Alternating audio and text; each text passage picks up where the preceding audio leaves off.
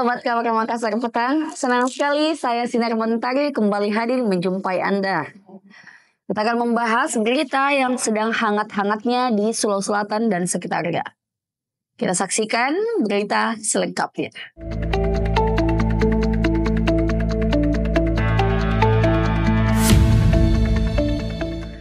Berita pertama datang dari Komisi Pemilihan Umum.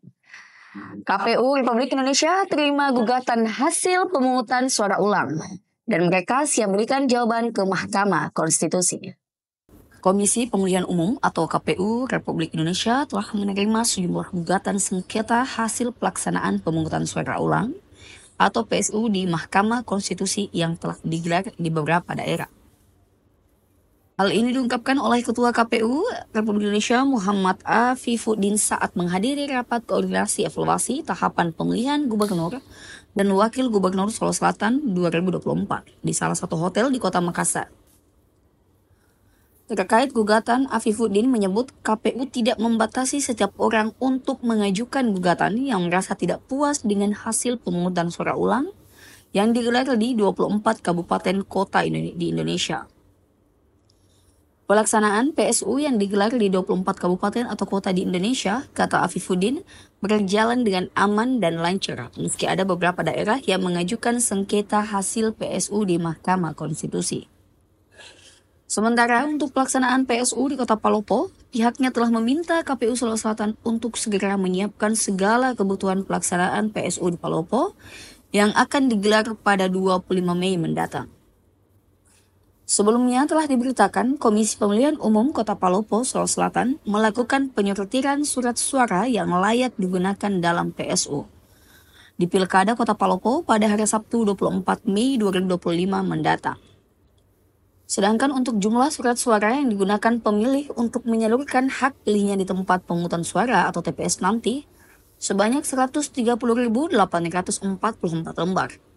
Termasuk surat suara cadangan sesuai dengan daftar pemilih tetap atau DPT 2024 yang diperintahkan oleh MK pada sidang putusan perselisihan hasil pemilihan umum di Jakarta.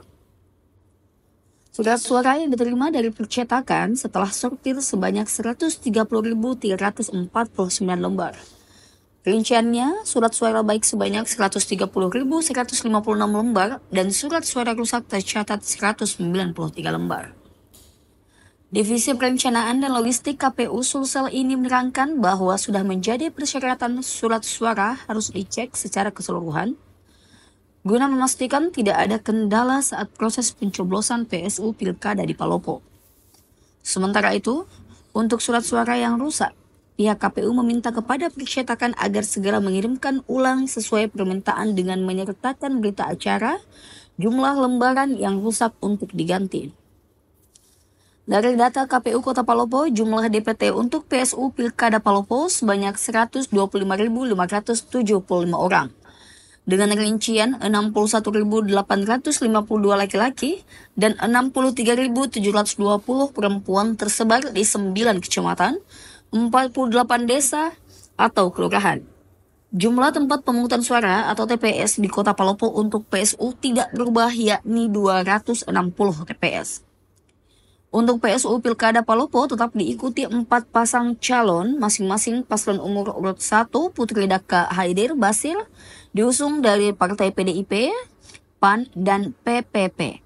Paslon nomor urut 2 Farid Kasmin Judas atau FKJ bersama dengan Nur Haini diusung Parpol Nasdem, Gelora, Hanura, PSI, dan Perindo.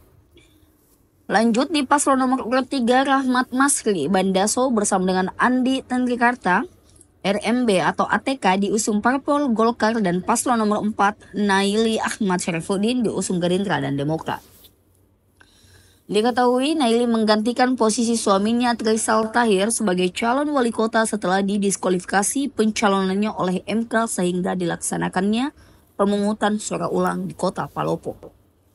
Membuat sebuah akun palsu, pria asal Polman Perdaya ERT ditangkap. Seorang pria inisial ARF 30 tahun asal Polewali Mandar, Sulawesi Barat ditangkap pihak kepolisian lantaran mengancam dan menyebar video tak senonoh korbannya yang merupakan seorang ibu rumah tangga di Kabupaten Pangkep. Kanit 3 Reskrim Polres Pangkep Ibda Aswin Mubarak mengatakan bahwa pengungkapan tersebut berawal dari laporan korban terkait kasus pelecehan yang dialaminya. Kemudian pihak kepolisian langsung melakukan penyelidikan dan mengambil serta melacak nomor pelaku. Kemudian polisi berhasil menemukan keberadaan pelaku yang berada di Kabupaten Baru. Korban melaporkan peristiwa tersebut sejak 20 Januari lalu. Namun pelaku berhasil ditangkap pada 22 April kemarin. Pelaku melarikan diri selama 2 bulan lamanya. Berdasarkan hasil pemeriksaan, pelaku mengaku telah mengincar korban sejak lama melalui media sosial Facebook. Kemudian pelaku membuat akun palsu dengan jenis kelamin perempuan. Disitulah pelaku berhasil mendapatkan nomor korban. Setelah berhasil mendapatkan nomor handphone pribadi korban, pelaku langsung menghubungi korban melalui chat WhatsApp dan berhubungan secara intens, hingga melakukan aksinya dengan berpura-pura menawari korban pekerjaan. Kemudian pelaku memberitahu pekerjaan yang akan dilakukan korban, yaitu membuat video tak senonoh dengan dijanjikan akan diberi uang. Korban yang membutuhkan uang pun terpaksa melakukan hal tersebut, namun pelaku tidak menepati janjinya. Setelah korban mengikuti permintaannya, pelaku malah memeras korban dan jika tidak dilakukan, pelaku mengancam akan menyebar video korban.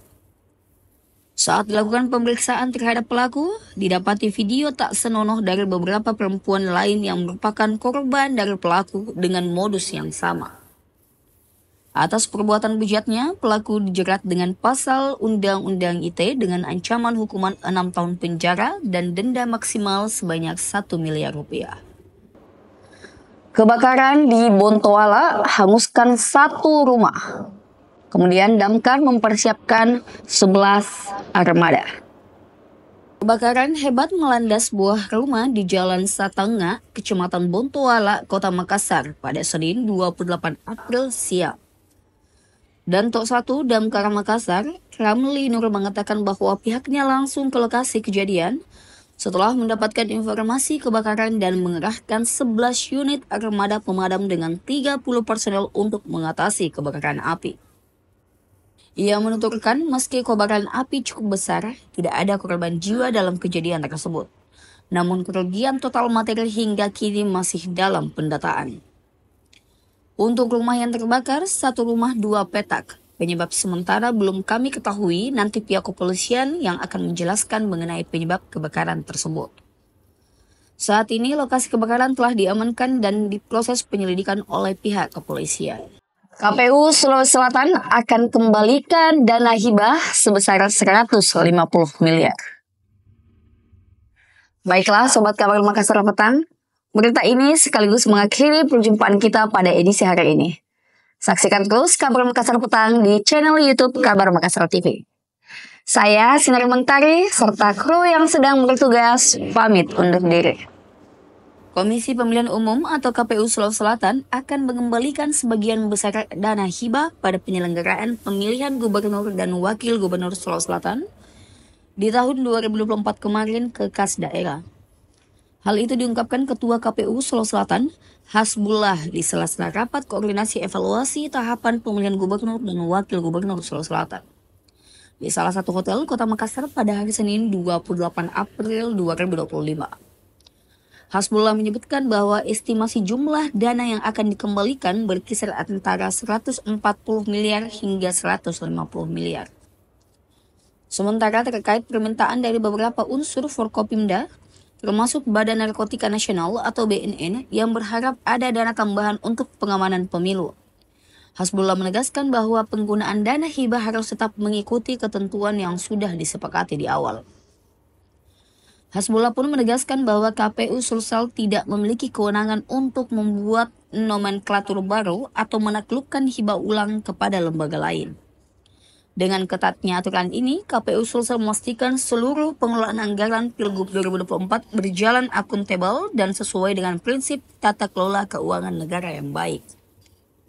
Sekian dan terima kasih. Assalamualaikum warahmatullahi wabarakatuh. Asyhadu an la ilaha illallah wa asyhadu anna Muhammadar Rasulullah. Assalamualaikum.